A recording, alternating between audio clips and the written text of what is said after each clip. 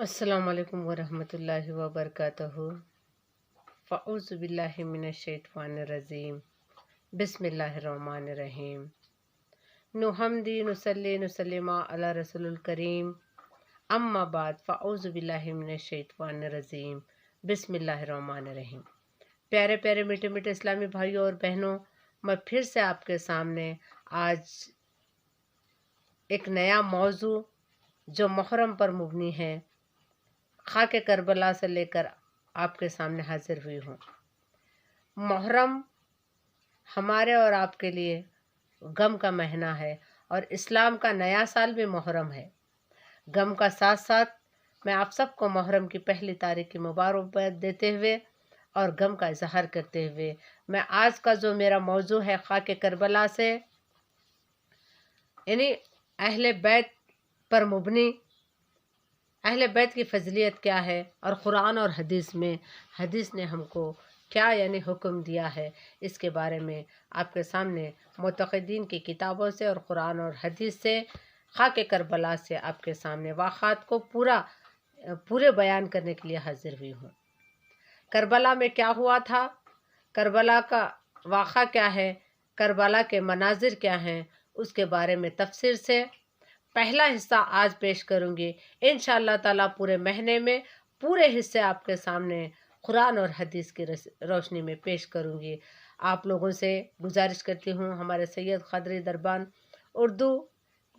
Islamic news channel کے ذریعے سے میں آپ سب کو یہ کہنا چاہتی ہوں کہ ایک ایک واقعہ آپ غور سے سماعت فرمائیں اور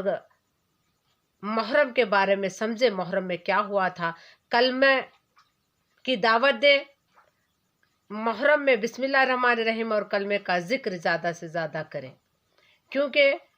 امام حسنین اور شہادت کربلا 72 لوگوں کی شہادت اسی کلمے کے لیے ہوئی تھی۔ آئیے میں واقعے کی طرف چلتی ہوں۔ بسم اللہ الرحمن الرحیم۔ فضائل اہل بیت۔ خلافت اول کا جھگڑا، مسئلہ خرطاس میں اختلاف، باغ فدق کا نزاع اور ماتم حضرت امام حسین کے ناجائز مناظر اسلام کے دو نامور فرقوں سنیوں اور شیعوں کے درمیان ہوتے آئے ہیں اور قیامت تک ہوتے رہیں گے۔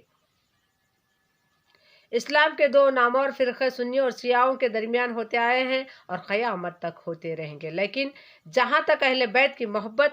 اور اطاعت پیغمبر کے ساتھ عشق کا تعلق، اسلام کے یہ دونوں فرقے اس کو اپنے لیے جز ایمان ہی نہیں بلکہ عین ایمان سمجھتے ہیں، اور یہ عقیدہ کسی افراط تفریط پر مبنی نہیں ہے بلکہ حکم خداوندی بھی یہی ہے اور فرمان مصطفیٰ بھی یہی ہے۔ اسی روشن حقیقت کو قرآن پاک نے جس پیارے انداز میں بیان فرمایا ہے، وہ مسلمانوں کے لیے باعث راحت دل و جان بھی اور وجہ مضبوطی ایمان بھی ہے۔ ہر نبی اور رسول نے اپنے اپنے وقت میں اپنی قوم کو توحید باری تعالیٰ کا احکام الہی اور اپنے رسالت کی تبلیغ فرمائی، اور ساتھ ہی یہ فرما دیا کہ اس تبلیغ و اشاعت کا اجر میں تم لوگوں سے طلب نہیں کرتی بلکہ اس کا اجر میں تم لوگوں سے لوں گا۔ چنانچہ حضرت نوح علیہ السلام نے جب اپنی قوم کو توحید و خداوندی کی دعوت دی اور اسی کو ایک خدا کی عبادت کرنے کی تبلیغ فرمائی، اس کو اللہ کے عذاب سے ڈرایا، تو ساتھ ہی یہ بھی فرما دیا، وَيَا قَوْمِ لَا أَسْأَلُكُمْ عَلَيْهِ مَالًا إِنَّ أَجْرِيَ إِلَّا عَلَى اللَّهِ، کہ اے میرے قوم، اس تبلیغ اشاعت کے بدلے میں تم سے کوئی مال و دولت نہیں مانگتا بلکہ اس کا صلہ تم میرے رب کے پاس ہے۔ ماشاءاللہ، سبحان اللہ۔ اور اسی طرح حضرت ہود نے بھی اپنے قوم کو احکام خداوندی بتائے اور عبادت الہی کی تبلیغ فرمائے، تو ساتھ ہی فرما دیا، وَيَا قَوْمِ لَا أَسْأَلُكُمْ عَلَيْهِ أَجْرًا إِنَّ أَجْرِيَ إِلَّا عَلَى الَّذِي فَطَرَنِي، کہ اے میرے قوم میں اس تبلیغ کے بدلے میں تم سے کوئی صلہ نہیں مانگتا بلکہ اس کا اجر تو میرے اللہ کے پاس ہے، جس نے مجھے پیدا کیا۔ اور پھر جب سید المرسلین حضرت محمد مصطفیٰ صلی اللہ علیہ وسلم کا وقت آیا، آپ نے توحید بارہ تعالیٰ، اپنی رسالت، حساب و کتاب، حشر و نشر، عذاب و ثواب اور ان کو دعوت اسلام دی، اور پھر پتھروں کے پجاریوں کو ایک خدا کا پرستار بنایا، اور کفر و شرک کے سمندر میں ڈوبنے والوں کو دولت ایمان عطا کر کے کنارے پر لگایا، تو خداوند تعالیٰ کی طرف سے حکم ہوا، قل لا اسألکم علیہ اجرا الا مودۃ فی القرب، کہ اے میرے محبوب پاک صلی اللہ علیہ وسلم، ان کو کہہ دو کہ اس تبلیغ دعوت اپنے اور تم کو دولت ایمان عطا کرنے کے صلے میں میں تم سے مال و دولت طلب نہیں کرتا، البتہ تم کو کلمہ پڑھانے کا اجر میں تم لوگوں سے یہ مانگتا ہوں کہ میرے اہل بیت سے محبت کرو، علی کے قدم چومو، فاطمہ کی چوکھٹ پر سر جھکاؤ، حسین کا دامن پکڑو اور میرے حسین کا عشق پیدا کرو۔ اسی آیات پر غور کرو کہ کسی پیارے انداز میں خدا تعالیٰ کی طرف سے نبی کا کلمہ پڑھنے اور دولت ایمان عطا کرنے کا صلہ دنیا والوں کو جلالت و گمراہی کے اندھیروں سے نکال کر رشد و ہدایت کی روشنی میں لانے کا بدلہ، اور کفر و طغیان کے سمندر میں غوطہ کھانے والوں کو دین و ایمان کا سہارا دے کر کنارے پر لگانے کا اجر، محبت اہل بیت، غلام اطاعت پیغمبر اور عشق حضرت امام حسین کی صورت میں طلب کیا جا رہا ہے، حسین کی صورت میں طلب کیا جا رہا ہے۔ اور پھر اس آیات مبارک کے پیش نظر یہ حقیقت بھی کھل کر سامنے آ جاتی ہے کہ اگر کوئی مسلمان کلمہ بھی پڑھتا ہے، روزے بھی رکھتا ہے، نماز کا بھی پابند ہے، حج زکوٰۃ بھی ادا کرتا ہے، اور ساری رات مصلی پر بیٹھ کر نفل پڑھتا ہے، لیکن اس کے دل میں اہل بیت کی محبت نہیں ہے، تو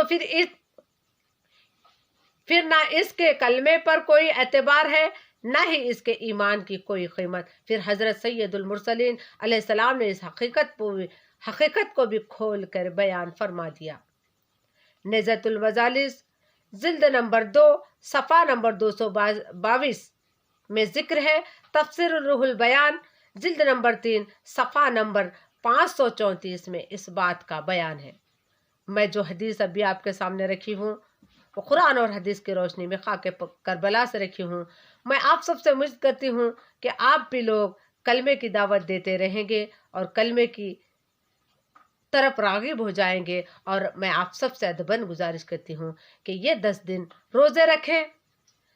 5 وقت کی نماز کی پابندی کریں، ذکر و اذکار کرتے رہیں، اور کلمہ اور بسم اللہ الرحمن الرحیم کا دستر اپنے گھر میں بچھا کر روزانہ پڑھیں۔ جو میں واقعات آپ کے سامنے خاک کربلا سے لے کر کربلا کے تمام واقعات بیان کرنے والے ہوں، پہلا حصہ آج شروع کر چکی ہوں، انشاءاللہ تعالی ہر حصہ آپ کو سنیے، تب سمجھ میں آئے گا کہ میدان کربلا میں ہوا کیا تھا اور کربلا کا واقعہ کیا تھا۔ کربلا کا جب بھی واقعہ یاد آئے گا تو آپ کا دل دہل جائے گا، آپ کو کلمے کی قیمت سمجھ میں آئے گی، کلمے کا مطلب سمجھ میں آئے گا، امام حسنین اور حسنین 73 شہیدوں کا وہ خون سمجھ میں آ جائے گا۔ انشاءاللہ تعالی میں کل دوسرا حصہ لے کر آپ کے سامنے حاضر ہو جاؤں گی، تب تک کے لیے مجھے اجازت دیجیے تاکہ میں آئندہ دوسرا حصہ کل مطالعہ کر کے آپ کے سامنے پیش کر سکوں۔ یہ پورے خاک کربلا کے واقعات کو ختم ہونے تک آپ پہلے حصے سے لے کر جتنے بھی حصے ہوں گے، میں امید کرتی ہوں کہ ہمارے تمام